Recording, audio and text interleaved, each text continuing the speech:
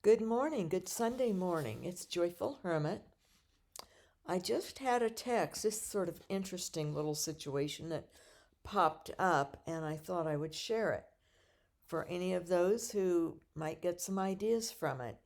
Um, I had a text from a family member, actually a daughter, asking if I would be out and about at all today. Well, of course, I wasn't going to be, but um, um, she's away and had asked her son, who's driving now and is at his dad's, maybe a mile away from where she's living from her apartment, to please go pick up her mail that is just sitting out in front of her apartment door. And evidently, probably some important things in there that she's concerned about in an apartment complex. So, asked if I wasn't, if I could go pick it up because her son, my grandson, refused to do this favor for his mother. And she had a sad face on, an angry face on her emoji. So, excuse me for my throat. So I texted back, and I don't know if she read what I texted or if it will resonate or not. Maybe not, probably not. I don't know. Maybe didn't read it because it's long what I wrote. Um, and busy people and I guess what I'm called is the social media vibe is not length of writing. It's very, very short. So, as a society, we are learning not to express our feelings or our ideas. It's all just very short little things. Or we're getting our feelings out with an emoji, maybe. However, I wrote because she knows her brother and he's 40 and has cut me off. That was 1st of February, as I've mentioned. But as a teen, he was so spiritual as a child, unusually so sweet to his mother. But as a teen, he became, as many teen boys are, and especially with a single mother. Every teenager individuates out. They either do it as teenagers or later on as young adults or sometimes as older, even older. We all individuate out from our parents at some point in time. And my son did it rather awkwardly. And I had another daughter who did it sort of painful for me actually, was very distant and didn't express her feelings or share her feelings much or much of herself. In high school, probably age 16 on, a little bit, was her way of individuating out, and into college some too. And then but this daughter was not like that, was very cooperative and but individuated out later in her own way, and maybe even a little anyway. But so I wrote back and said what someone had said to me. It was my godmother, this religious sister. She's no longer alive, but I remember one time my son had been very ornery and disrespectful and things with me. And he was, I think, maybe in junior high then. And she said, the Virgin Mary had a teenage son too. And I'd never thought about that. So I did then, and it helped me a lot. Calling upon Mary to help me keep my equilibrium, to not be too wounded by the hurtfulness and the rudeness that teens can dish out to their parents. And I do think that single mothers, of which I think are about 50% of the population or more now, at least that much, if not more, and they get targeted in various ways, including this adult child estrangement of their parents. It's most prevalent with single mothers. they get targeted. So, and it seems it's the mothers that mostly go through the worst um, brunt of a teen or young adult individuating out from parents. But it can happen to fathers too. Sons with fathers sometimes can have a clash like that, or daughters with their fathers if the father has put his foot down upon some love interest the daughter has, for example. That can blow up, and the individuating out of the teen or young adult can get very rugged in those regards. So I wrote this back to my daughter, texted it back about the Virgin Mary had a teenage son, and I cited a couple of examples. The one was when Mary and Joseph and all the rest were going back to Nazareth after having gone to Jerusalem for I think a Holy Week or something like that, or some Jewish celebration that they had been to. Jesus remained behind. He did not tell his parents or anyone in the group they were walking with, traveling with, that he was staying behind. And his parents just assumed that he was with someone else. It was a large group that they would travel like that. And walking and with donkeys or things carrying their loads. But Mary and Joseph realized their son was not there with them. They were a good day or so into the journey back, at least a day or part of a day. So they had to go all the way back to Jerusalem. Frantic. You can imagine how frantic they were, especially the mother, probably. Because the mothers tend to, the dads say, no, well, stay calm, stay calm. They stuff it in. They feel terrible too, or worried. But Joseph was older, and they think likely had children he was probably a widower, is what is thought, and was older, and that's when it's referenced Jesus' brothers and sisters. They were half-brothers and sisters, probably. Not known for sure, but that's what scholars have decided or thought as a possibility. But they knew he was older, much older than Mary. So they finally found him in the temple. He was in the midst of all these high priests or Sadducees and Pharisees, very impressed with this young 12-year-old Jewish boy. Jesus was Jewish, and brought up Jewish, expounding and talking to them of Scripture, of the Pentateuch, which was the holy books of the Jewish tradition, the first 5 books of the Bible. And of course, they had their prophets and things, and Isaiah and whatever. And so he was very knowledgeable for a boy, and these adult men were astounded, probably rabbis and things, very astounded and captivated by this young boy. So Mary and Joseph found them, and, did you not realize we were worried about you? And I can imagine Mary even crying, or just so relieved, and tears, but yet also very upset with their son for doing that, not telling them. And his response was probably seemed pretty impudent. Didn't you know that I had to be about my Father's work? And no, they didn't know that.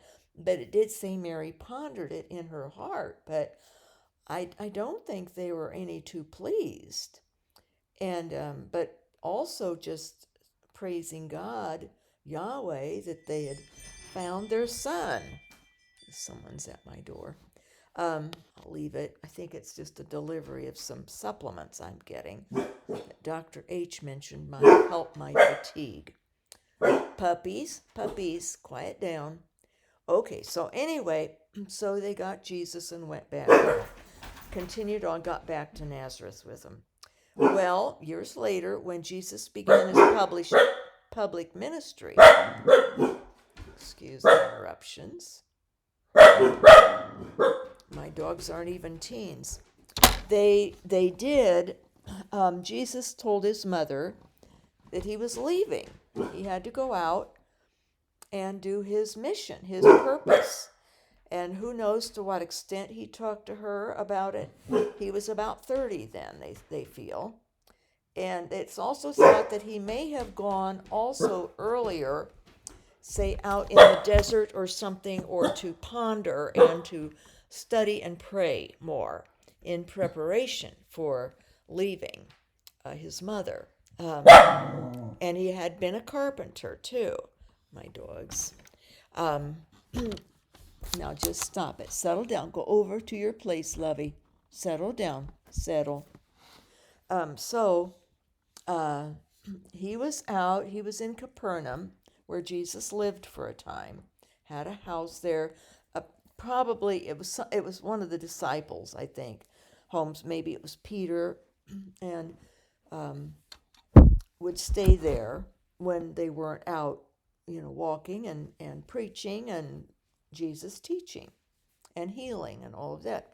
So there were, of course, crowds around the house or at the door, knowing Jesus was there and people wanting to be healed because word had spread by then.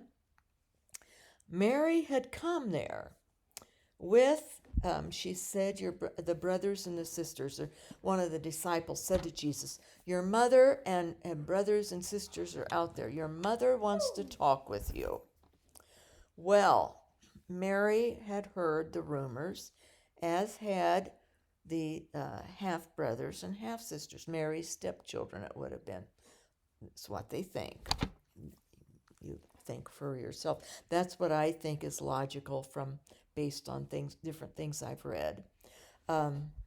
However, she was very concerned, these rumors, that Jesus was crazy and had lost his mind and was doing all these things, saying all these things, upsetting the rabbis and the Pharisees, the Sadducees, the scribes and all. So his reputation had spread, the good, and also all these wonders he was doing. So Mary had wanted to talk to him and these brothers and sisters. So Jesus went to the door. He didn't go out to talk to his mother at that point. Maybe he didn't at all. He stood at the door and he called out, who is my mother? Who are my brothers and who are my sisters? My mother and my brothers and sisters are those who hear the word of God and heed it or do it. Who hear the word of God and do it. And as a mother myself, and now of adult children, and I was a single parent, reared them from when they were very little on, I thought, wow, ouch. And that helped me get through my kids individuating out, and also has helped me through this adult-child estrangement that, as I mentioned in a previous video, I have started to understand as God's having to have that happen.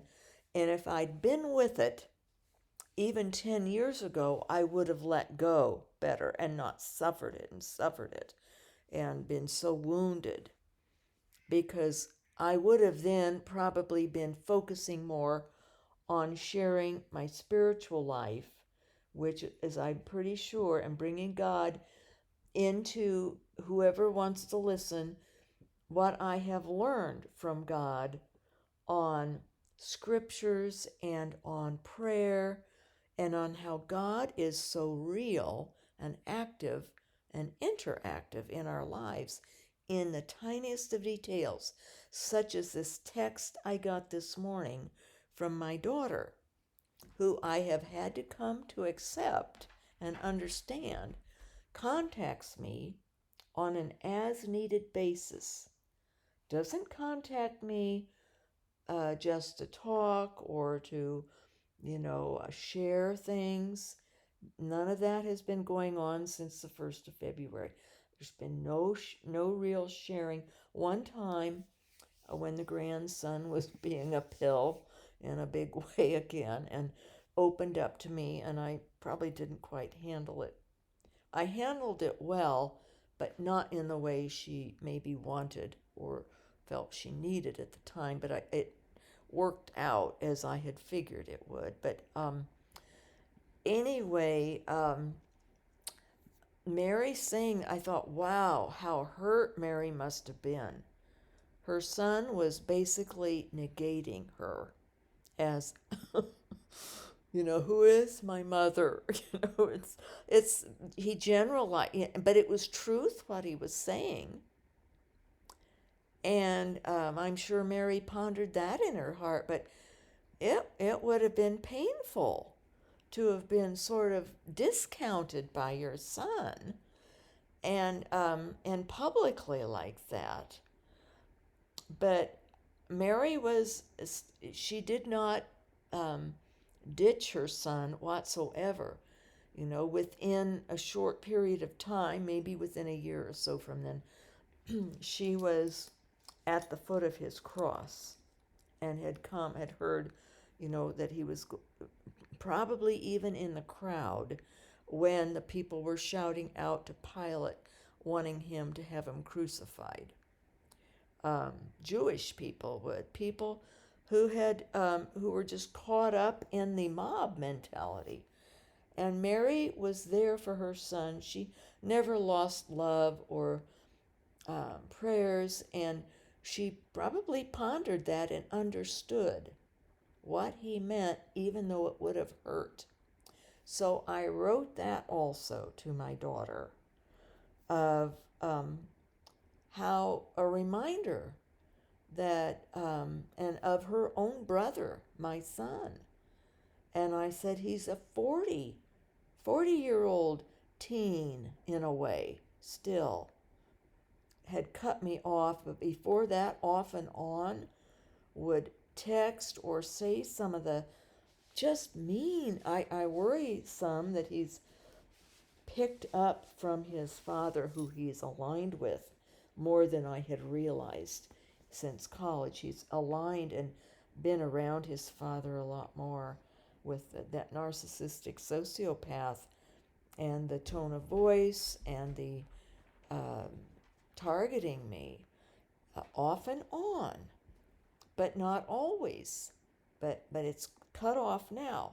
So I then also mentioned to my daughter, who's had a very wonderful couple of weeks with her career, and she had been persecuted for ageism in a career when she's 45, which is not old, but yet her skills and her talents are great, and she's a hard worker, and God has blessed her, and it's turned around in the last couple of weeks where she finally got some due, got some credit and some recognition, got a wonderful award.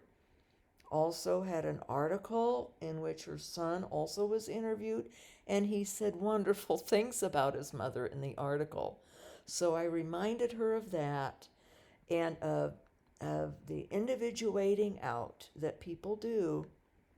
But of course, yes, it is rude that he wouldn't go run that errand and pick up her mail for her, for pity's sakes. But I mentioned these things of Jesus and of Mary, and a reminder that Mary had a teenage son, so that we can keep in perspective and gain strength from God and from the Mother of God, from the Virgin Mary, and from Jesus, and how Mary and Joseph dealt with Jesus. So I mentioned how not to let the devil work through a kid to get her down, to disappoint her, to upset her after such a wonderful week. I have noticed that in my life. When God has given me graces and good things have happened, the evil one will use circumstances or even other people to wound me or to take the joy away or try to take it away from the good that God has had for me. So I mentioned that. Don't let anything take the gifts and the joy of the gifts that God has recently given you. In justice, you've had justice in her career finally, because of a teenager, a grouchy teenager who's, didn't want to bother. And I mentioned, I said, there's a couple things that I do, and I'm sharing it with you guys. I have gotten used to saying the prayer of Jesus on the cross. And I've done it for years now for people who have um, been unkind to me, unnecessarily so, or even situations with Christians who I say, God forgive them, for they know not what they do. And at times I'll say it for myself. I'm far from perfect when I do something wrong or have a wrong thought that pops in that I shouldn't have, or a resentment or something, or some self-pity, feeling sorry or upset that relationships aren't as I had always dreamed they would be, say with my adult children. Um, this is before I realized that I think God had to have that happen to push me in to the mission I'm to have of sharing. Otherwise, I would be still very caught up in family. And so, anyway, um, so I mentioned this to the daughter in the text of praying, God forgive him, for he knows not what he does. For her, say that prayer for your son or for whomever, and for ourselves, to stay focused on the positive and on the good. And I said, pray for him, because at some point he'll have his meeting with Jesus. After we're all dead, we're going to meet with God, and we will have a review, and we will experience and feel and be shown truth of the good that we did in life, and truth of the times that we hurt people. And Jesus, from what I have understood from those who have gone on in their death experiences more, further than I did by far, and got into the review, and then were sent back to be able to explain the suffering that goes on in our judgment with Jesus. Our review is because we are placed into feeling and understanding how those we hurt felt. So I briefly tried to text that, that when the grandson and her brother or any of us have this review after we have died, that we will feel terrible for how we acted toward our parents or our siblings or teachers or who knows all who. And it's as well to have people praying for us on this earth and to point it out to us so that we can start making amends now and change our ways and try not to hurt people, not to hurt their feelings even. It's to hurt someone's feelings is an awful thing, and it can also waste a lot of our time when our feelings are hurt because we're wounded. It takes a while to get over hurt like that. So, and then I pointed out, I talk a lot more than what I texted, in other words, but I mentioned try to think of the good things with your son, the times that he was sweet and wonderful and loving, and yes, Mom, I'll go do that for you. Of course I will, Is there anything else I can do for you, Mom or Dad? So, so I said how I always use this mug. It's one of these ember mugs. It stays hot. It keeps the liquid hot for like an hour. And I have a cup of a mug of green tea in the morning with some protein drink in it.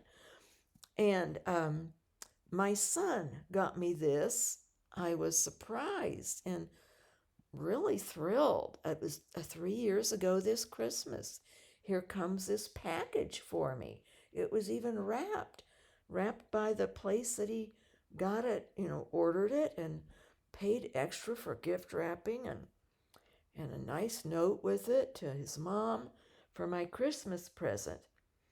And since then, I use this mug every day as a visual prayer and as a reminder of my son and the wonderfully nice things and loving things he has done.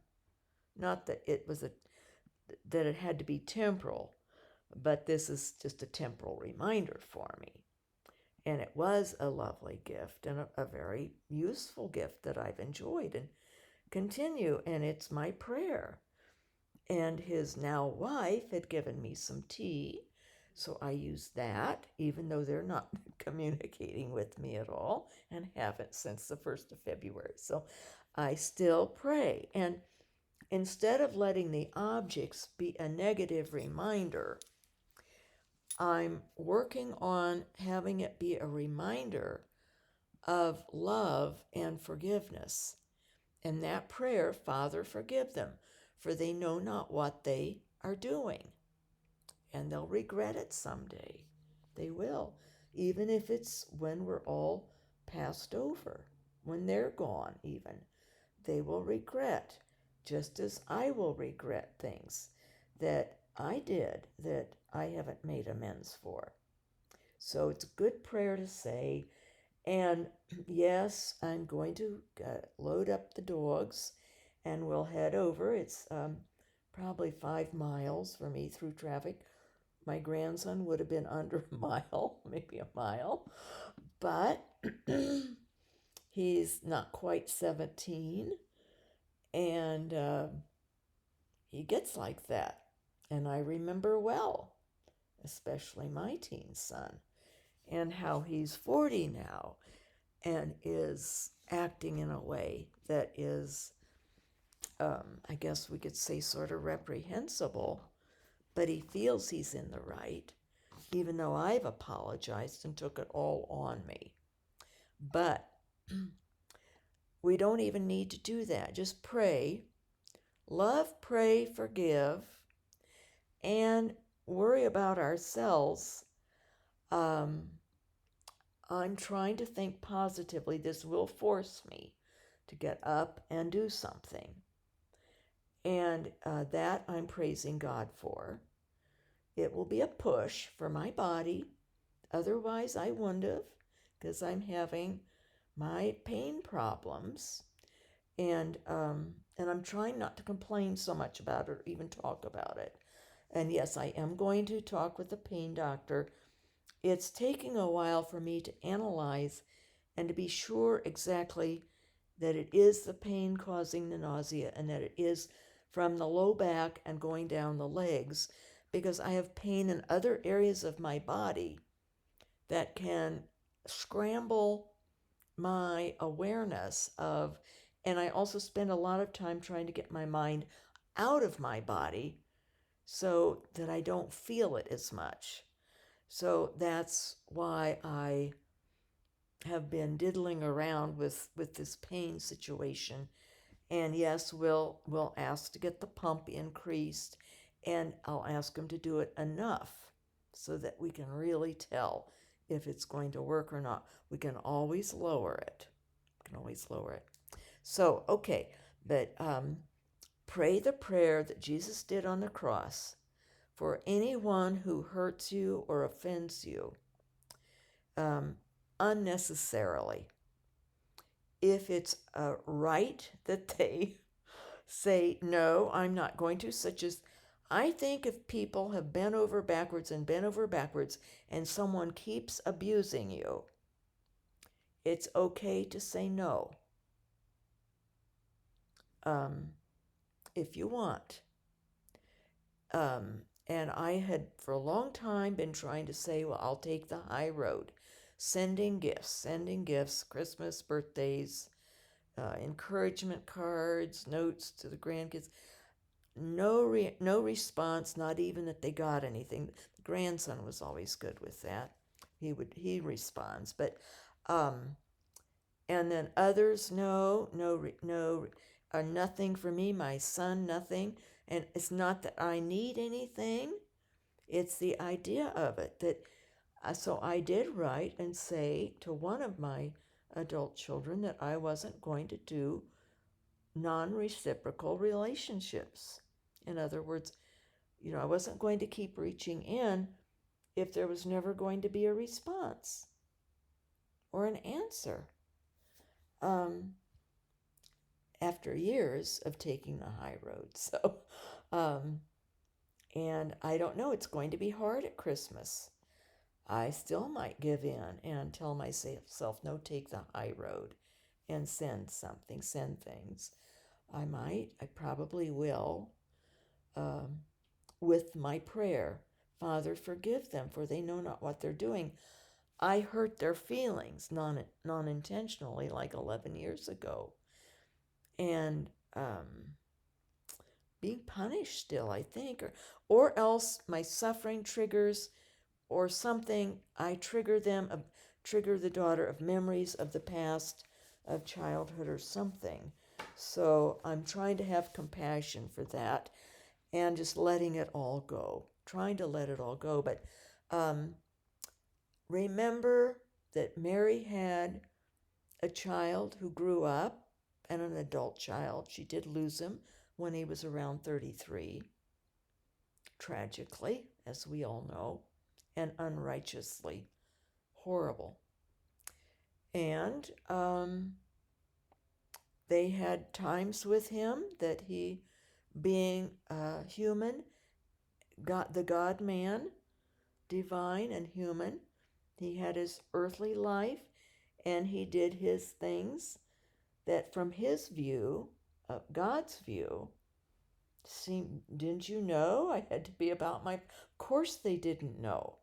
So they had to work through rearing a boy, a teen, and a young adult. So God blesses real presence in us, and try to keep things very positive when we are hurt or rudely treated, because otherwise it really is the devil, the evil one, using a situation or using a person, a kid even, to try to yank our chains and to take away the beautiful graces of joyous uplift that God has allowed us, to try to destroy that and to get us down and upset and angry. And so think of the positives this person's done and the good things he's done or she, and including my own adult children or anyone. Think of the positives, and if you have an object or something like that that reminds you of the person, use it as a prayer. Okay. Let us keep trying to love as God loves.